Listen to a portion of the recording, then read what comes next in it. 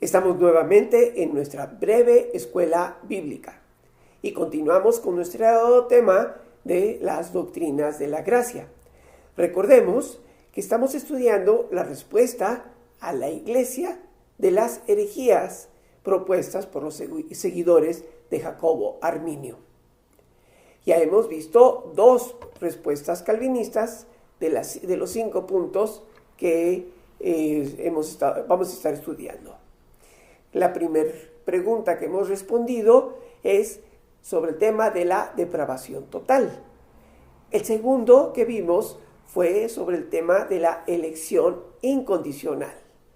En esta ocasión estaremos viendo el tema de la expiación limitada.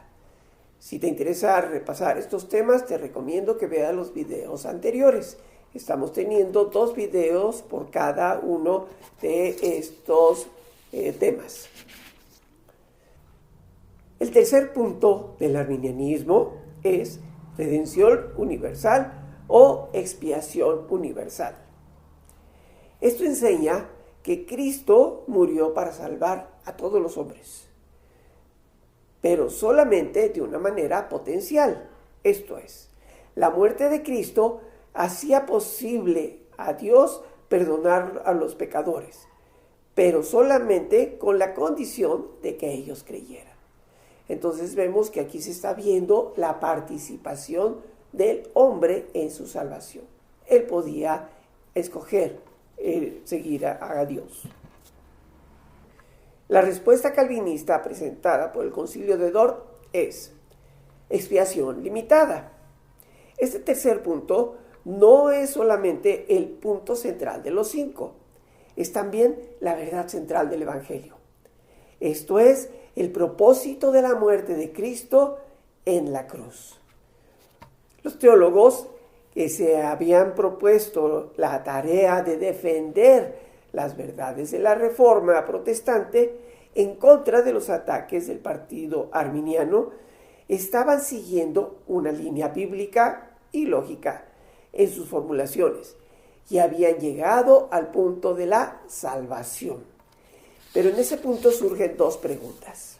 Primero, se habían preguntado ¿a quién se va a salvar? Bueno, podemos decir que la respuesta es obvia, es lógica. La respuesta es la salvación del hombre. El que se va a salvar es al hombre. La enseñanza que tenemos en la Biblia, el hombre en su estado natural es totalmente incapaz de salvarse a sí mismo.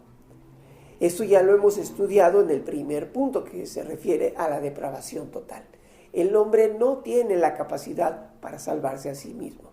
Solamente lo puede hacer a través de Dios.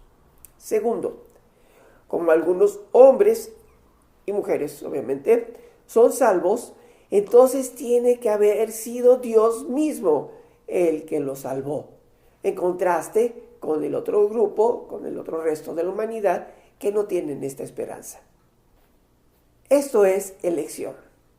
Veamos el pasaje en que Pablo explica el concepto de elección hablando de los 2 hijos de Isaac y de Rebeca. Está en Romanos 9, versículo 11. Sin embargo, antes de que los mellizos nacieran o hicieran algo bueno o malo, y para confirmar el propósito de la elección divina. Aquí vemos cómo Dios había elegido a uno de los 2 gemelos. Sin embargo, esta elección requiere de una expiación completa, perfecta y satisfactoria. Vamos a repasar el concepto de la palabra expiación. En el Antiguo Testamento, el uso del término, su raíz es kafar, indica que se paga un rescate, usualmente mediante una ofrenda como sacrificio a Dios, en sustitución por el pecado humano. En el sentido doctrinal, la expiación se refiere a la muerte de Cristo en sustitución del hombre pecador, proveyendo a éste de salvación. La obra expiatoria de Cristo logra redención, propiciación y reconciliación en la relación del hombre con Dios.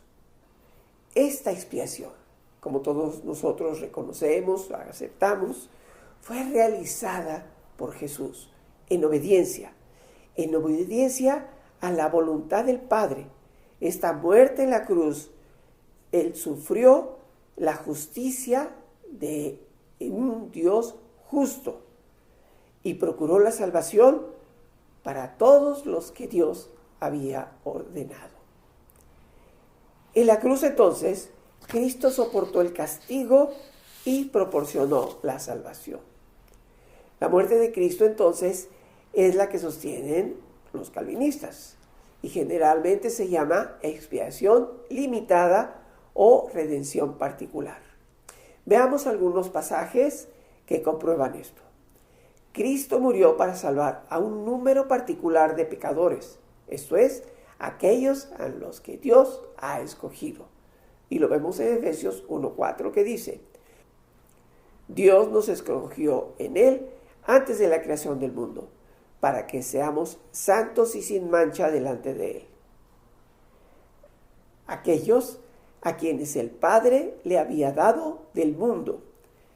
Juan 17:9. Ruego por ellos, no por el mundo, sino por los que me has dado, porque son tuyos. Para aquellos a quienes él mismo había derramado su sangre. Mateo 26:28. Esto es mi sangre del pacto, que es derramada por muchos para el perdón de pecados. Vamos a orar. Señor Padre nuestro que estás en los cielos, santificado sea tu nombre. Te damos gracias, Señor, por este tiempo. Te damos gracias por tu palabra, Señor, que nos da esta seguridad de que tú has hecho una redención para muchos, pero solamente tus escogidos.